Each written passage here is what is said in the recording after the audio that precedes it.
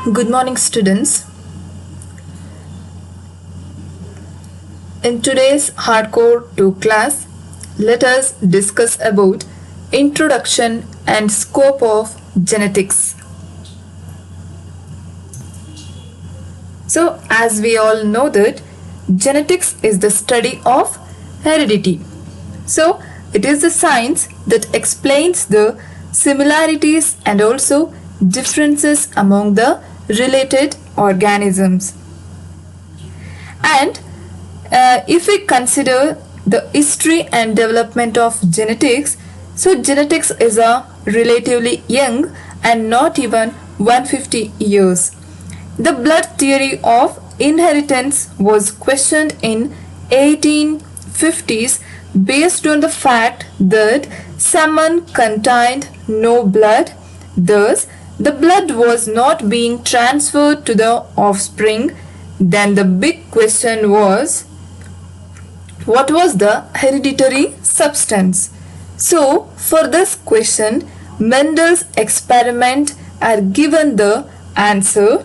So, it was in 1866, an Austrian monk called Gregor John Mendel for the first time reported the fundamental laws of inheritance, and he conducted several experiments on the breeding pattern of pea plants. So Mendel put forth the theory of transmissible factors, which states that inheritance is controlled by certain factors passed from parents to the offsprings. So his results were published in 1866 in the obscure journal Proceedings of the Society of Natural Science. So in the 1866 he has published a journal called the Proceedings of the Society of Natural Sciences, and for about 35 years the observation made by a Mendel went unnoticed. That is, none noticed the observation made by the Mendel and were almost forgotten. By this, the two European botanists, that is Correns and Hugo de Vries, in the year of 1900 independently and simultaneously rediscovered the theories of Mendel, and the year 1900 is important as it marks the beginning of modern era of genetics.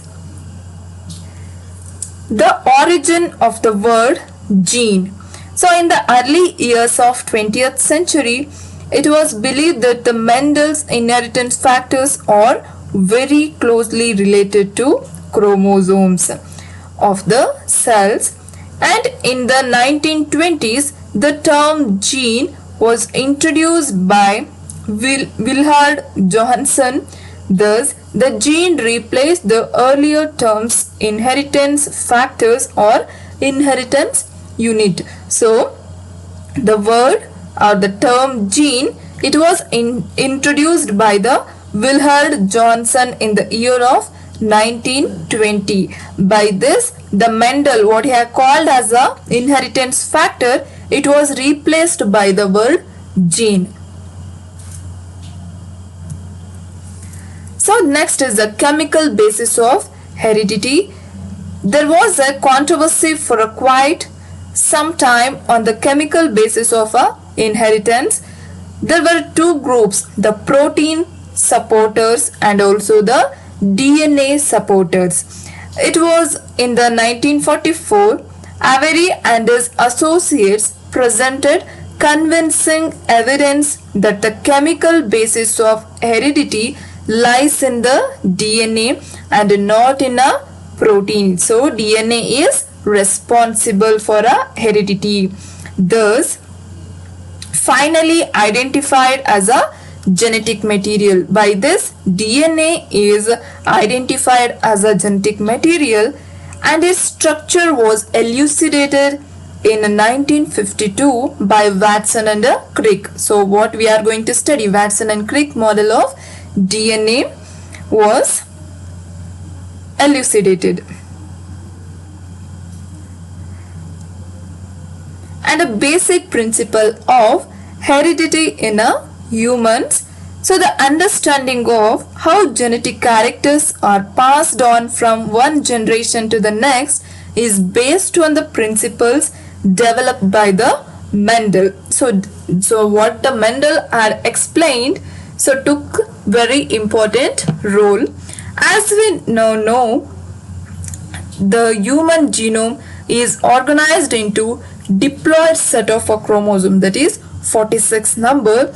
They exist as a 22 pairs of autosomes and a 1 pair of a sex chromosomes, that is XX or a XY. These are the sex chromosomes, and during the course of a meiosis the chromosome number become haploid. Thus haploid male and a female gametes, that is the sperms and the oocyte respectively, are going to form. On fertilization of a oocyte by the sperm, the diploid status is restored. This becomes possible as a zygote receives one member of each chromosome pair from the father and the other from the mother. So as regards the sex chromosomes, the males have a X and a Y while the females have a XX, and the sex of a child is determined by the father. So by this we are going to know about some of the traits, that is monogenic and also polygenic traits. The genetic traits or characters are controlled by a single genes or a multiple genes. So the changes in a genes are associated with some of the genetic diseases or genetic disorders. So first one is a monogenic disorders. So these are the single gene disease traits. So mono means it is a single gene disease trait due to alternation in the corresponding gene. So when a single gene is going to alter, it results in some of the disorders. For example, the sickle cell anemia, phenylketonuria, these are the monogenic disorders, and inheritance of monogenic disorders usually follows Mendelian pattern of inheritance. And also the polygenic disorders, the genetic traits conferred by more than one gene, so that is multiple genes, and the disorders associated with them are very important. It may be height, weight, skin colors, academic performance, blood pressure, aggressiveness, or a length of the life. So these are the multiple characteristics which are resulted by the multiple genes. So next is the pattern of inheritance. The heredity is transmitted from parents to offsprings as individual characters controlled by the genes. The genes are linearly distributed on the chromosomes at a fixed position, and the fixed positions are called as a loci or a locus. And a gene may have different forms referred to as a alleles. Usually one allele is transferred from the father and the other from the mother.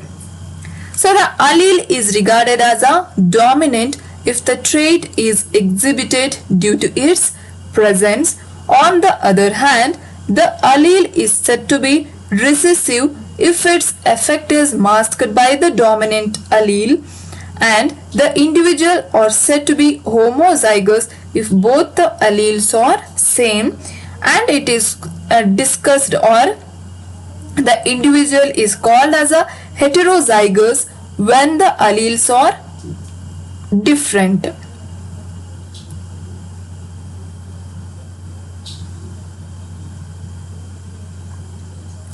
So in the pattern of inheritance,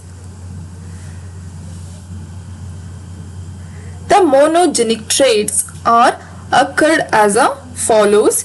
First one is a autosomal dominant, second one is autosomal recessive, and the third one is a sex linked.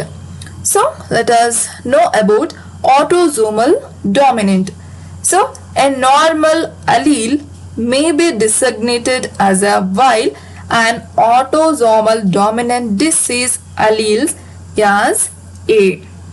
So the male with the capital A small a genotype is an affected one, while the female with the small a is a normal. So here in the autosomal dominant, the genotype is given capital A and a small a is a affected male, and the genotype small a is a normal female.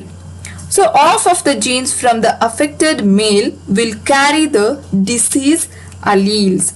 On mating, the male and the female gametes are mixed in different combinations.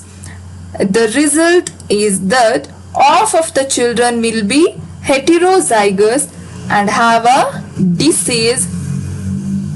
Example of a autosomal dominant inherited disease are familial hypercholesterolemia and B thalassemia and breast cancer genes. So what is going to happen here is when the affected male and a normal male, affected male and a normal female, they are crossed, the result is half of the children will be heterozygous, that is capital A and a small a, they are going to have a disease. So the genotypic ratio is 1:1 and the phenotypic ratio is 50% are affected and 50% are normal. So in the checkerboard we are going to observe the affected 50%, that is capital A and a small a, and the normal ones, that is small a and small a. So next is a autosomal recessive. So in this case the normal allele is designated as a capital B, while the disease causing one is a small a. The gametes of a carrier male and a carrier female, that is both with the genotype capital B and a small b, they are both are the carrier. When they are get mixed, for these heterozygous carrier parents, there is 1/4 chance of having an affected child. So here 1/4 of having the affected child. For example, the cystic fibrosis, sickle cell anemia and phenylketonuria are some good examples of autosomal recessive disorder. So when the male and the female are crossed, the result is the genotypic ratio will be 1:2:1. By this, the phenotype here, the 25% are affected and the 25% are normal and the 50% are carriers. So these are the carriers, capital B and a small b, these are the carriers.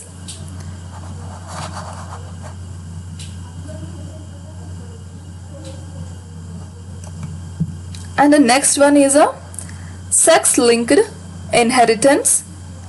So sex-linked pattern of inheritance is as shown in this diagram.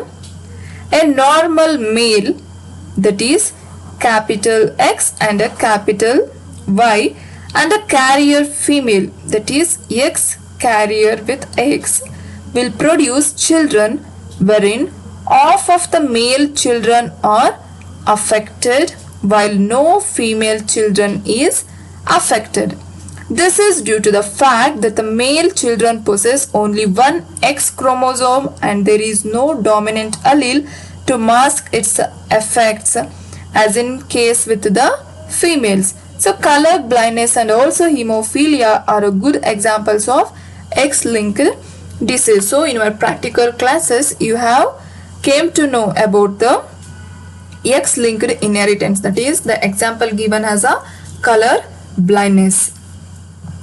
So here the genotype will be 1:1:1:1. By this, if it is a X chromosomes or X-linked inheritance, so the 50% of a male are going to affected.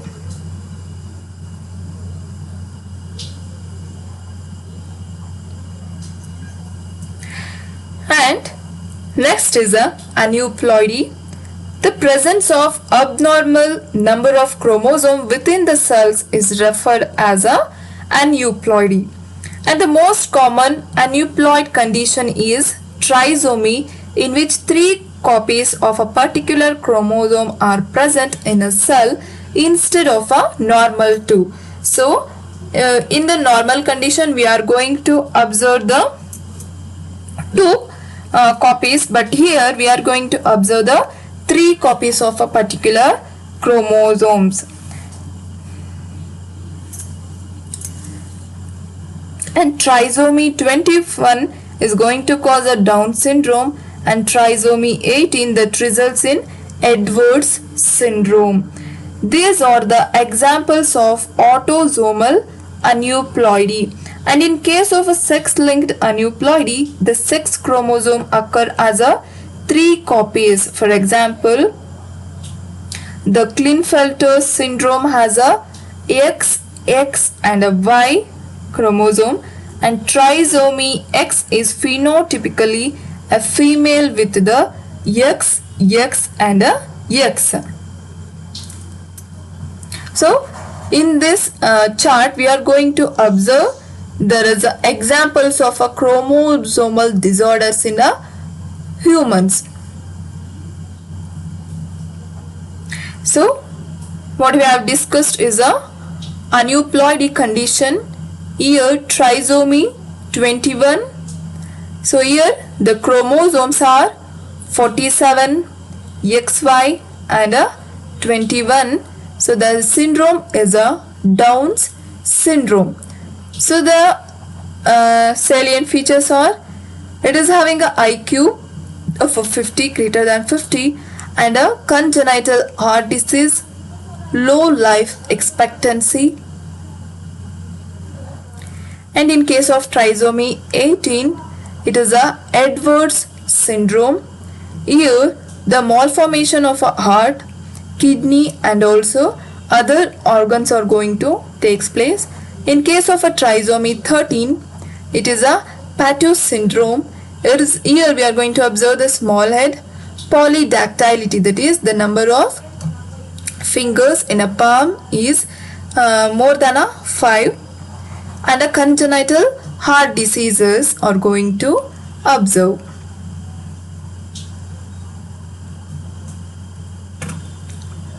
So next is a eugenics. So it is a science of improving human race based on the genetics. So improving the traits of plants and animals through breeding program has been in a practice for centuries, and eugenics is highly controversial subject due to social, ethical and political reasons, because it's mainly depend on the improving the race of the human. So it is not well adopted by the humans or the society. So the proponents of eugenics argue that people with desirable and good traits should reproduce, while those with undesirable characters should not.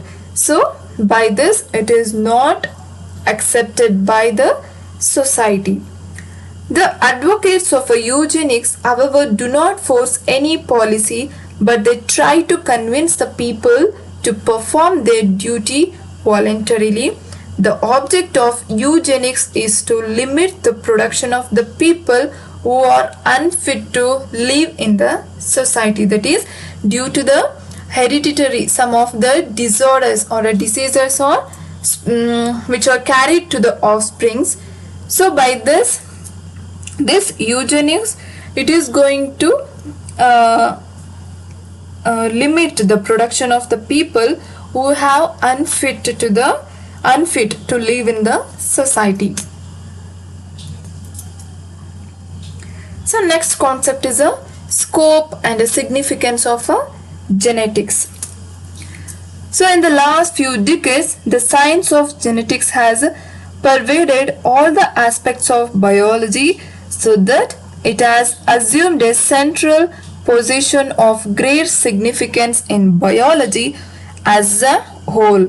While on the one hand, genetics is used for a study of mechanism of heredity and also variation, on the other hand, it has provided tools for the study of fundamental biological processes examined and taught in the areas like plant physiology, biochemistry, ecology, plant pathology, and also microbiology. Consequently, today every biologist should be bit of a geneticist, and genetics in fact provided the modern paradigm for a whole of a biology. The science of genetics also had a tremendous impact in the applied areas including the medicine, agriculture, forestry, fisheries, law, and religion. In view of this, all newspapers often address questions dealing with the different aspects of genetics that may be of significance to common man who is not a geneticist or a biologist. The recent upsurge of biotechnology has added further to the significance of a science of genetics, so that the products of genetics have also become a subject of discussion for a trade related aspects of intellectual properties under the general agreement on tariff and trade, and patenting of life forms which may or may not be product of genetic manipulation is one such topic which is receiving considerable attention of both developed and developing countries. So genetics can be broadly classified in the following three areas for the convenience of a discussion on its scope and significance. So first one is a transmission genetics, and it involves study of transmission of genetic material from one generation to other. And second one is molecular and biochemical genetics, and it involves the study of structure and function of genes. And the third one is a population and biometrical genetics, and it involves the study of behavior and effects of genes in a population, often using mathematical models. So the above classification, that is the three areas, is arbitrary, and the three areas are interrelated, and even they enter other areas of biology to answer some difficult questions. And the significance of genetics also stems from the fact that the genetic material containing information for hereditary traits consists of nucleic acids only across the entire spectrum of life on the earth.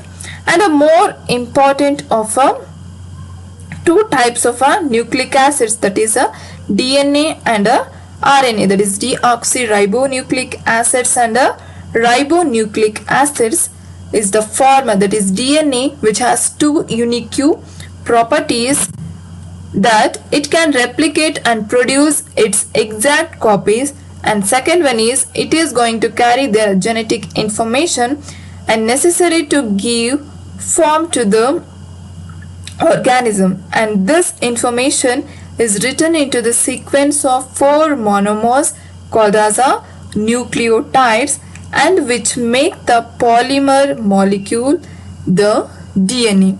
So these are some of the scope of genetics.